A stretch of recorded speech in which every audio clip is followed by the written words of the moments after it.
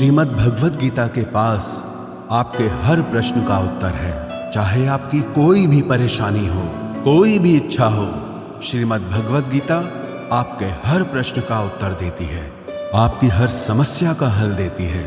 चाहे वो परेशानी आपके मन की हो या धन की हो या आपके शरीर की हो या आपके रिश्तों की हो, आपको अपनी हर समस्या का उत्तर श्रीमद् भगवद गीता में जरूर मिलेगा।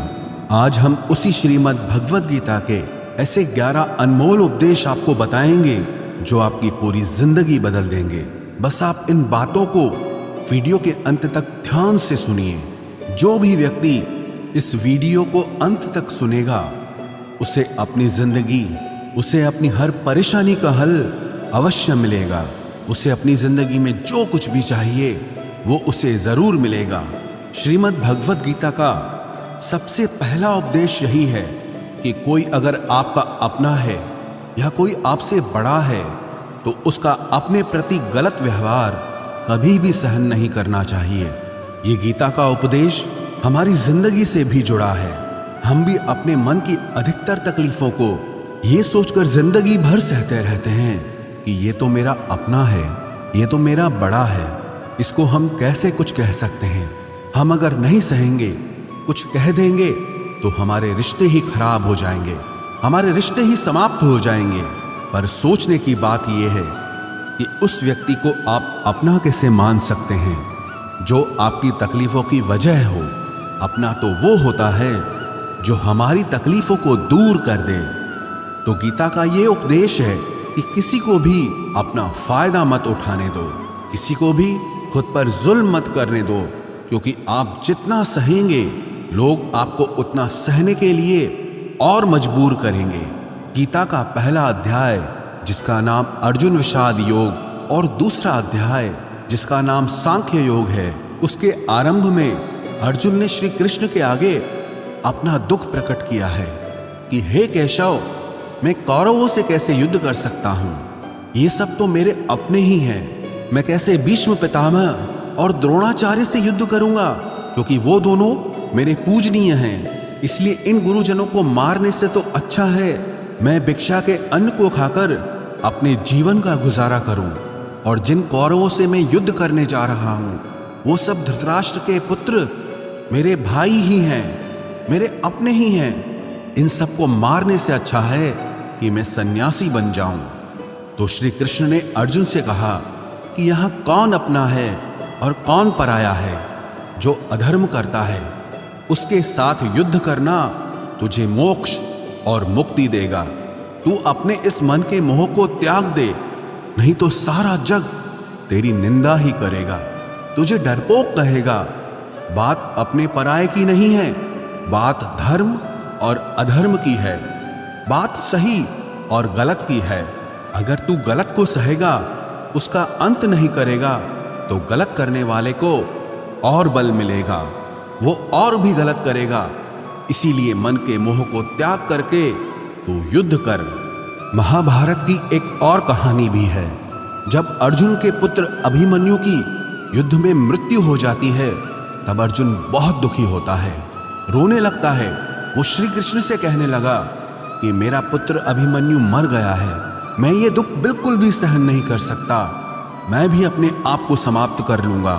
फिर भगवान श्री कृष्ण उसे आत्माओं के लोक में लेके गए, जहां अभिमन्यु आनंद से बैठा हुआ था, क्योंकि उसने क्षत्रियोचित व्यवहार किया, इसलिए उसे उत्तम पद की प्राप्ति हुई। जब अर्जुन अभिमन्यु के पास रोते रोते पहुंचा, अपने पुत्र को देखकर अर्जुन बहुत प्रसन्न हुआ। उसे गले से लगाकर कहने लगा कि हे पुत्र, तेरे बिना तो मैं जी ही नहीं सकता, मैंने तो अपने जीवन की आशा का ही त्याग कर दिया है। तो अभिमन्यु कहने लगा कि आप कौन हैं? अर्जुन बोला, मैं तेरा पिता हूं, तू मेरा पुत्र है अभिमन्यु।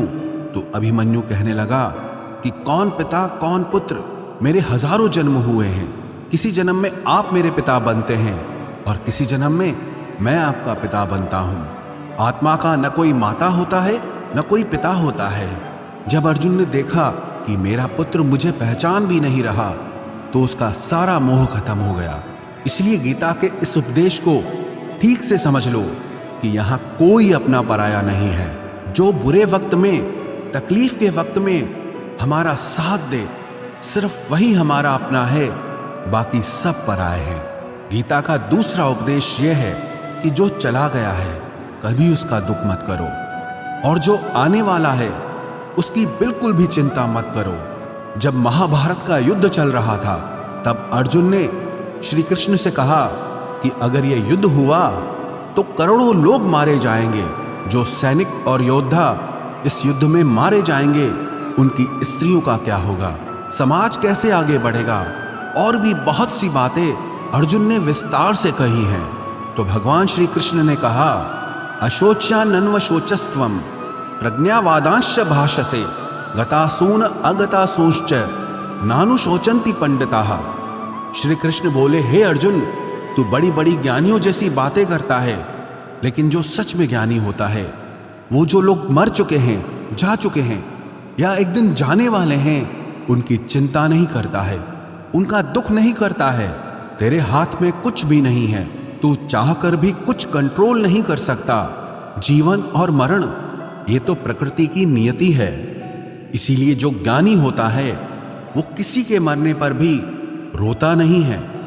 ज्ञानी जन ना ही बीते हुए कल का शोक करते हैं और ना ही आने वाले कल की चिंता करते हैं। इसीलिए जो होने वाला है वो होकर ही रहता है, और जो नहीं होने वाला है वो कभी नहीं होगा। ऐसा निश्चय जिसको समझ में आ जाता है, जिसकी बुद्धि में आ जाता है, उसे कभी कोई चिंता नहीं सताती, कोई दुख नहीं सताता। हमारे सारे दुखों का कारण ही यही है। या तो हम जो वक्त गुजर चुका है उसे सोच सोचकर परेशान होते रहते हैं, या भविष्य की चिंता कर करके खुद को बीमार कर देते हैं, नष्ट कर देते हैं। गीता का ज्ञान हमें यही सिखाता है कि ना तो हम बीता हुआ कल बदल सकते हैं और ना ही आने वाले कल पर कंट्रोल कर सकते हैं। हमारे हाथ में सिर्फ वर्तमान है, सिर्फ आज का ही पल है। हमारा 98% तनाव और चिंताएं भूतकाल और भविष्यकाल के बारे में सोचते रहने से होता है। हम हमेशा उसी में ही जीते रहते हैं, मगर वर्तमान में कभी नहीं जीते, इस पल को कभी नहीं जीते। जब आप वर्तमान का पूरा आनंद लेना सीख जाओगे, तभी आपकी जिंदगी से तनाव कम होगा, चिंताएं खत्म होगी। वर्तमान में जीना एक बहुत बड़ी उपलब्धि है। हमारे हाथ में भी सिर्फ आज का ही पल है। हमें जो भी करना है आज ही करना है। कभी भी ये सोचकर समय को नष्ट नहीं करना चाहिए कि अभी मेरे पास बहुत समय बचा है। एक गुरुजी ने अपने एक शिष्य को पारस का पत्थर दिया। उनका वो शिष्य बहुत आलसी था, हर काम को कल पे टाल देता था। तो गुरुजी ने उसे कहा कि मैं तुझे ये पारस पत्थर दे रहा हूं।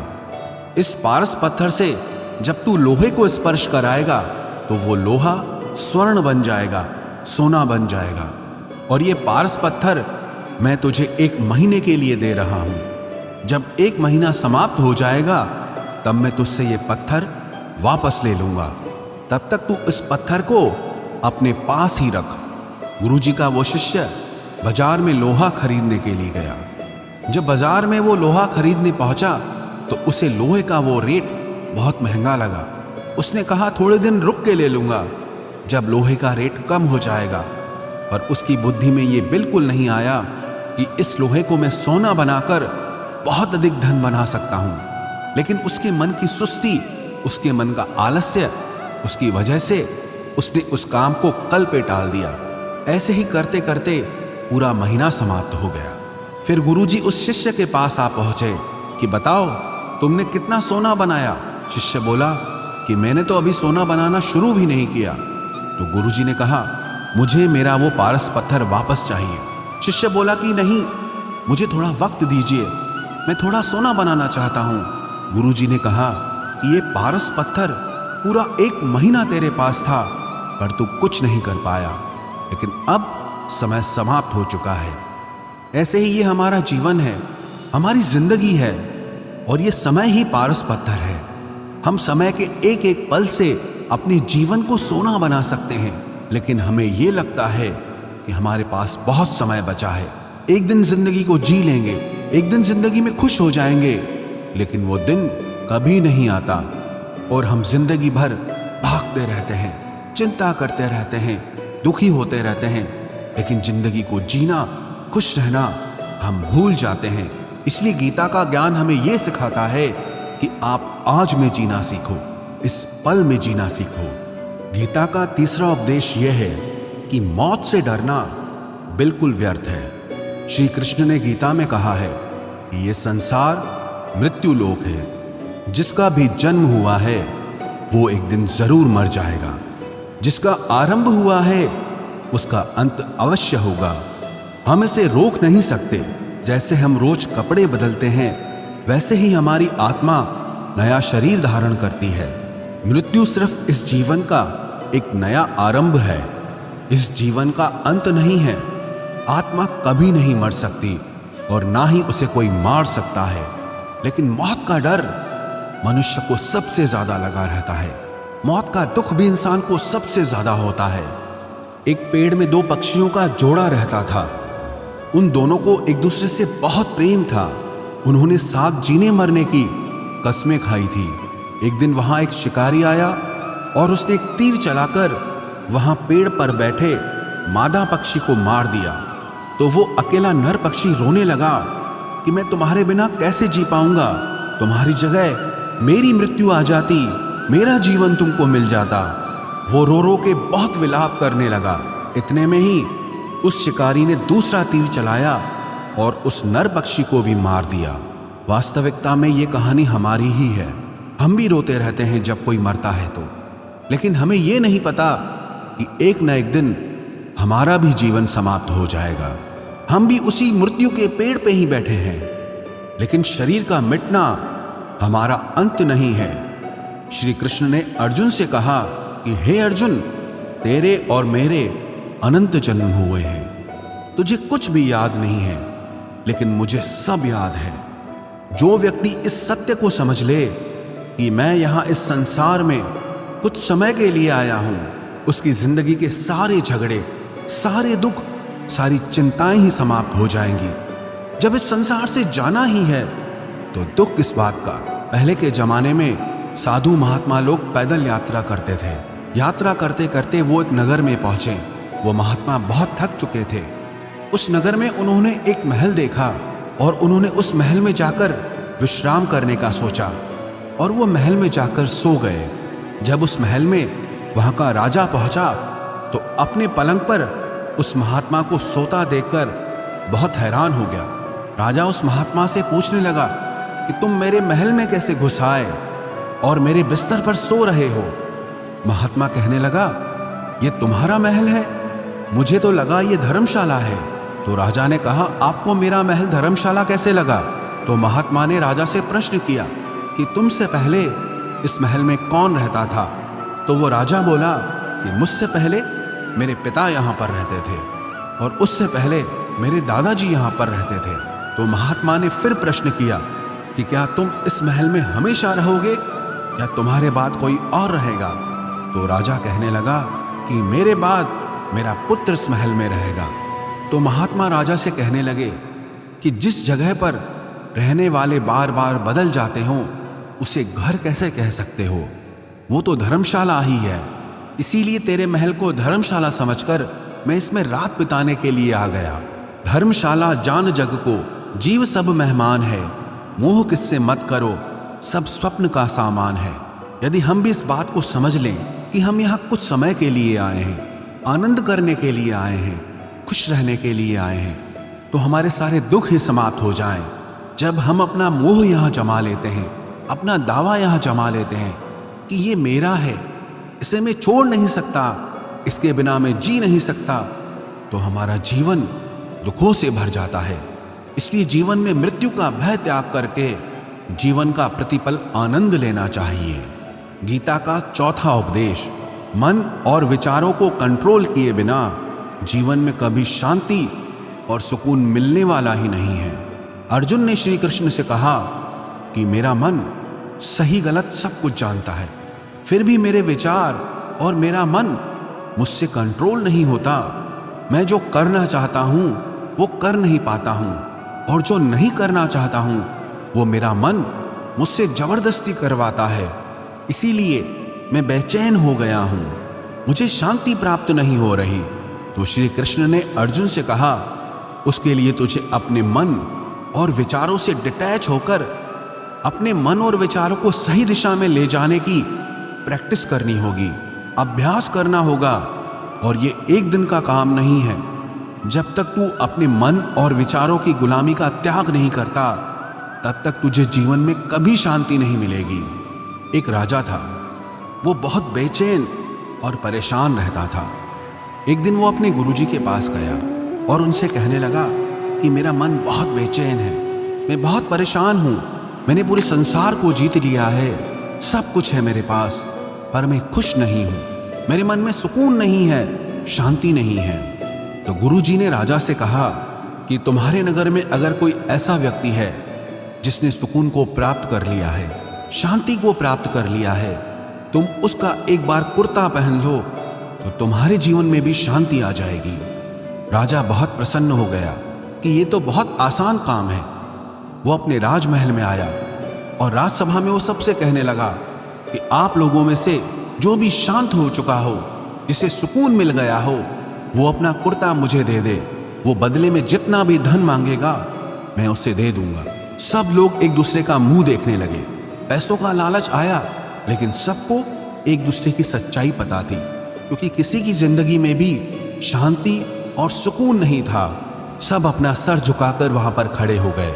फिर उस राजा ने पूरे नगर में ढिंढोरा पिटा दिया कि जिसे भी शांति प्राप्त हो चुकी हो, सुकून प्राप्त हो चुका हो, वो मेरे पास आकर अपना कुर्ता दे दे। वो जितना कहेगा उससे उतना ही धन दिया जाएगा। लेकिन एक भी व्यक्ति ऐसा नहीं मिला जिसे शांति प्राप्त हो चुकी हो। वास्तविकता में जब कोई मरता है तब हम कहते हैं कि वो फलां व्यक्ति आज शांत हो गया। कभी किसी जिंदा इंसान के लिए नहीं सुना कि एक जीता जागता इंसान शांत हो गया है। राजा के सैनिक पूरे शहर में ढूंढते रहे, फिर उन्हें पेड़ के नीचे एक महात्मा तपस्या करता दिखा, जिसके चेहरे पे एक शांति थी, सुकून था। वो सैनिक उस महात्मा के पास आकर पूछने लगे कि क्या आपने शांति प्राप्त कर ली है, सुकून प्राप्त कर लिया है? महात्मा ने कहा, मैं पूरी तरह से शांत हूं। तो सैनिक उसे राजा के पास ले आए। राजा ने उस महात्मा से प्रश्न किया कि क्या आपको शांति और सुकून प्राप्त हो चुके हैं?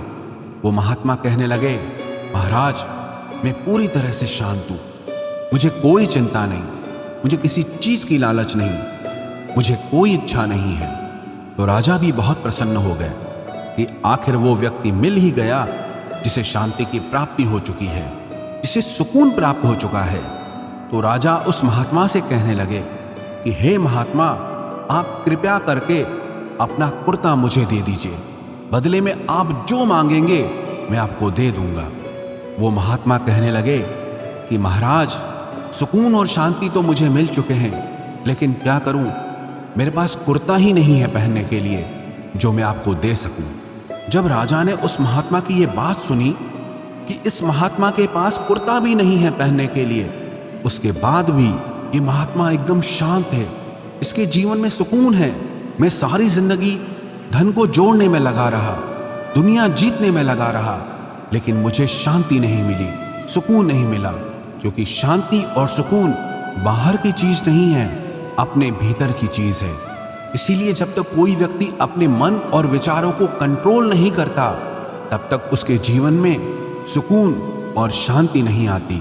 और गीता का उपदेश हमें यही सिखाता है कि जीवन में शांति चाहिए तो मन को शांत करना सीखो। गीता का 5वां उपदेश यह है कि वासना, क्रोध और लालच सर्वनाश का कारण है, नरक का द्वार है। जिस भी मनुष्य में ये 3 अवगुण होते हैं, वो हमेशा दूसरों को दुख पहुंचाकर अपने ही सुख और स्वार्थ की पूर्ति करता रहता है।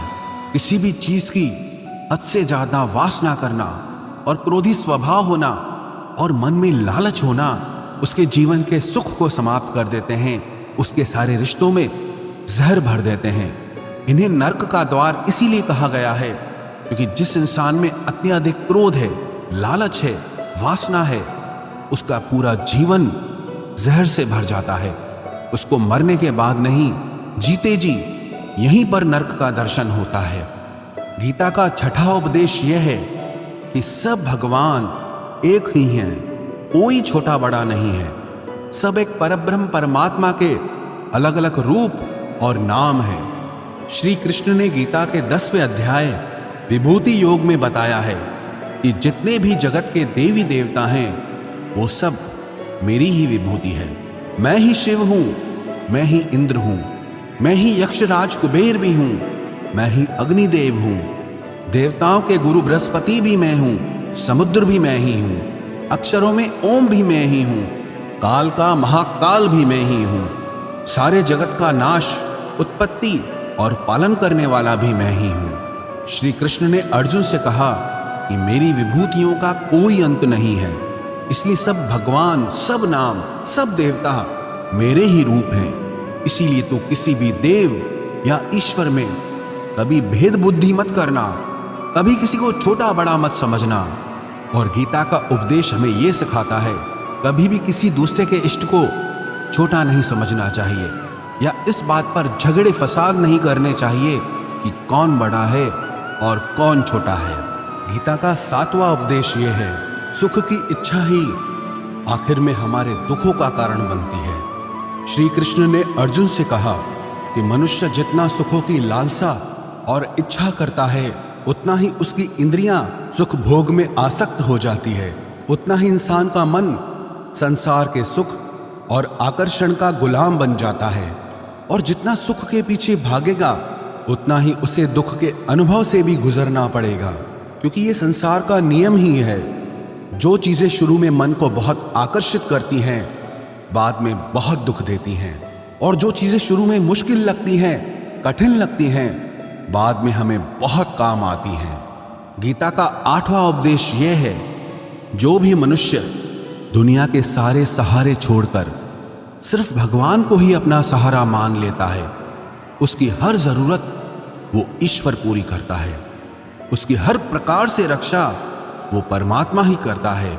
अनन्याश्चिन्तयो माम ये जनाः पर्युपासते तेषां नित्याभियुक्तानां योगक्षेमं वहाम्यहम्। जो भी व्यक्ति मुझे ही अपना सहारा मानता है उसका योगक्षेम मैं वहन करता हूँ। योगक्षेमं वहाम्यहम् अर्थात जो चीज नहीं मिली है उसकी प्राप्ति कराना उसका नाम योग है, और जो चीज जीवन में मिली हुई है उसकी रक्षा करना उसका नाम क्षेम है।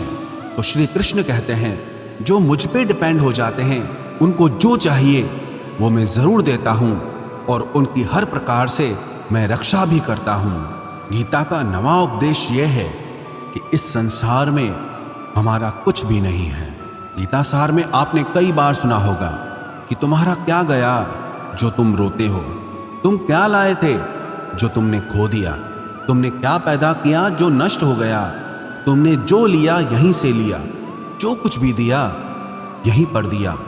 जो आज तुम्हारा है कल किसी और का होगा, क्योंकि परिवर्तन इस संसार का नियम है। कल तक जिसके बिना आप जी नहीं सकते थे आज उनसे कोई रिश्ता ही नहीं है, बातचीत तक नहीं है। कहाँ गए वो जीवन भर के सारे रिश्ते, वो सारे मित्र जो साथ जीने मरने की बातें करते थे, आज पता भी नहीं कि वो लोग कहाँ चले गए। ये संसार परिवर्तनशील है, सब लोग यहाँ बदल जाते हैं, हर रिश्ता बदल जाता है, और तो और ये हमारा शरीर भी हर दिन बदल रहा है। बचपन से जवानी, जवानी से बुढ़ापा, और एक दिन ये शरीर हमारा साथ छोड़ देता है। तो किसके लिए रोना और किसकी चिंता करना। हम सारी जिंदगी चीजों को, रिश्तों को, जिंदगी को बनाने में, सजाने में, संवारने में लगे रहते हैं, लेकिन एक दिन सब कुछ बिखर जाता है। सारी जिंदगी जिस संपत्ति, जिन रिश्तों के लिए हम लड़ते रहते हैं, एक दिन सब कुछ छोड़ करके हमें इस दुनिया से जाना पड़ता है। गीता का 10वां उपदेश हमें यह सिखाता है कि किसी से भी हद से ज्यादा मोह कभी मत करना। श्री कृष्ण ने गीता का पूरा ज्ञान ही अर्जुन के मोह को नष्ट करने के लिए कहा है। ये मोह ही है जो इंसान को सबसे ज्यादा रुलाता है। मोह इतना बलवान है कि शेर जैसे इंसान को भी गीदड़ बना देता है। जो अर्जुन युद्ध में देवताओं से भी जीत गया, पर अपने रिश्तेदारों को युद्ध में देखकर उसका हाथ कांपने लगा। वो बोला, हे केशव, मेरे हाथ में धनुष पकड़ने की ताकत भी नहीं बची है, मेरे हाथ कांप रहे हैं, मैं युद्ध नहीं कर पाऊंगा। ये मोह इतना पेनफुल होता है जिसकी पीड़ा ना सह पाने के कारण कई लोग अपनी जिंदगी खत्म कर देते हैं, आत्महत्या तक कर लेते हैं कि उस व्यक्ति के बिना हम जी नहीं पाएंगे। जीवन में किसी से भी हद से ज्यादा मोह करोगे तो जीवन भर पीड़ा का ही सामना करना पड़ेगा। जो व्यक्ति अपने मोह से बाहर नहीं आता, उसका सब कुछ उससे छिन जाता है, उसकी सारी खुशी खत्म हो जाती है। इसीलिए गीता का ज्ञान बार बार यही सिखाता है कि अपने मन के मोह को त्याग करके आप बलवान बनो, बुद्धिमान बनो, सत्य के दर्शन करो कि वास्तविकता क्या है। क्योंकि हमारा मोह हमें हमेशा झूठ ही दिखाता है, झूठ पे ही विश्वास दिलाता है और दिल में झूठी उम्मीदें जगाता है। और ये ही हमारे दुखों का सबसे बड़ा कारण है। हम ही मोह कर लेते हैं, हम ही लोगों से उम्मीदें लगा बैठते हैं, पर वास्तविकता बिल्कुल अलग होती है। लोग वैसे नहीं होते जैसे हम मान लेते हैं, जैसा हम समझ लेते हैं, क्योंकि मोह के कारण हमें सच्चाई नहीं दिख पाती, लोगों का असली चेहरा नहीं दिख पाता। इसीलिए गीता का उपदेश हमें यह सिखाता है कि जीवन में अगर आनंद और प्रसन्नता से रहना है तो किसी में भी हद से ज्यादा मोह कभी मत करना। गीता का 11वां उपदेश ये है कि इस दुनिया में अगर आए हो तो दुख तो मिलेगा ही मिलेगा। दुख से कभी घबराना मत, दुख से कभी डरना मत। श्री कृष्ण ने गीता में कहा है कि ये संसार दुखालयम अशाश्वतम है, अर्थात ये संसार दुखों का घर है। जैसे औषधालय में औषधि मिलती है, पुस्तकालय में पुस्तकें मिलती है, चिकित्सालय में चिकित्सा होती है, वैसे इस संसार को भी श्री कृष्ण ने एक नाम दिया है, दुखालय, जहां पर दुख मिलता हो। दुख तो यहां हर किसी के जीवन में आता ही है, लेकिन अगर दुख आया है तो सुख भी आएगा। इसीलिए दुख से कभी डरना नहीं चाहिए, क्योंकि ये संसार दुखालय भी है और अशाश्वत भी है। अशाश्वत का मतलब ही यही होता है कि यहाँ परमानेंट कुछ भी नहीं है, यहाँ सब कुछ बदल जाता है। दुख सुख में बदल जाता है और सुख दुख में बदल जाता है। सम्मान अपमान में और अपमान सम्मान में बदल जाता है।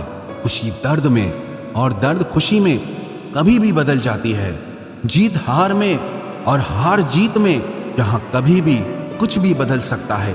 कुछ भी परमानेंट नहीं है, ना ही हम परमानेंट हैं, ना ही हमसे जुड़ी कोई चीज यहाँ पर परमानेंट है, क्योंकि ये संसार अशाश्वत है, शाश्वत नहीं है। यहाँ सब कुछ बदलने वाला है, यहाँ कुछ भी परमानेंट नहीं रहेगा, तो आपका दुख भी परमानेंट नहीं रहेगा। इसीलिए दुख से कभी भी डरना नहीं चाहिए। गीता का ये उपदेश हजारों साल पुराना है, लेकिन आज भी नए से नया है।